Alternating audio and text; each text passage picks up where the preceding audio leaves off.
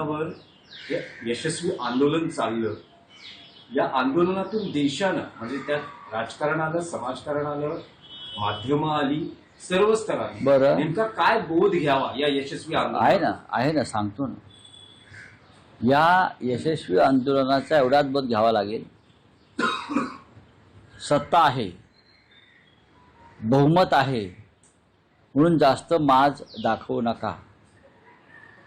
हिटलरसारखे वागाल तर हिटलरच्याच मार्गाने सत्ताधाऱ्यांना जावं लागेल. मुसोलिनीसारखे वागाल तर मुसोलिनीच्याच मार्गाने तुमचा अंत होईल. गदाफीसारखे वागाल तर गदाफीप्रमाणेच तुमचा अंत होईल. तिकडली जनता करेल. हा या आंदोलनाचा सगळ्यात मोठा बोध आहे.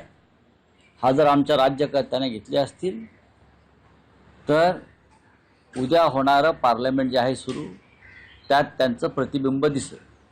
इंडिया आघाडी ब्लॉक झाले असं उद्धव साहेब म्हणताय. हा तो आता ब्लॉक काढण्याचा प्रयत्न आमच्याकडनं सुरू आहेत. बायपास होणार की स्टेट नाही ब्लॉक आता उद्धवजी तिथे गेले, त्यांनी केजरीवालशी चर्चा केली, सन्मान्य केजरीवाल साहेबांशी चर्चा केली, राहुल गांधीशी दूरध्वनीवर प्रदीर्घ चर्चा झाली. जवळजवळ 35 मिनिटं ते राहुल गांधीशी दूरध्वनीवरती बोलले. हां आणि इतर नेत्यांशी सुद्धा त्यांनी चर्चा केली. हा जो ब्लॉक आहे तुम्ही म्हणता ब्लॉक झाला आहे तो ब्लॉक आता तोडण्याचे प्रयत्न सुरू आहेत. नाही, जेवढा राज्यकर्त्यांसाठी बोध आहे तितकाच विरोधी पक्ष संपूर्ण देशभरातला जो विरोधी पक्ष आहे त्यासाठीही काही त्यांनी या आंदोलनात जंतर मंतरवरती तुम्हाला काय दिसलं? जंतर मंतरवरती सर्व विद्यार्थी संघटना एकत्र आल्या. लाल बावटा असेल, निळा बावटा असेल, इतर काही बावटे सगळे एकत्र आहेत. विरोधी पक्षाने सुद्धा आपले सगळे बावटे दूर ठेवून ज्या दिवशी ते एकत्र येतील मनानं भूमिकेनं तेव्हा नरेंद्र मोदी किंवा त्यांचे लोक एक दिवस सुद्धा सत्तेवर राहणार नाहीत.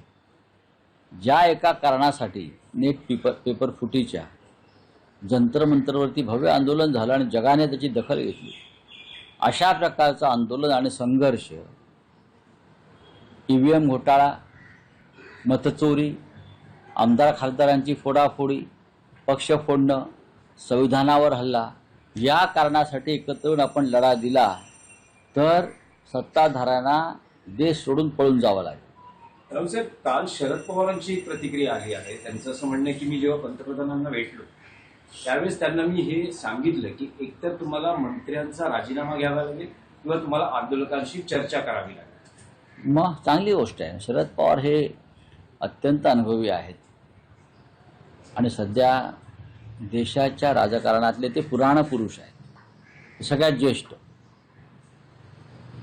मोदींनी त्यांचं म्हणणं ऐकलं असावं, त्याच्यावरती विचार केला असावा, पण तरी जो धक्का द्यायचा होता तो जंतर मंतरवरूनच देण्यात आलेला आहे. राजीनामा देताना हा युवा शक्तीपेक्षा बुवा शक्ती मोकळा. हो, आता बुवा शक्ती म्हणजे आपण बघतोय दिल्लीत एक बुवा बसलाय.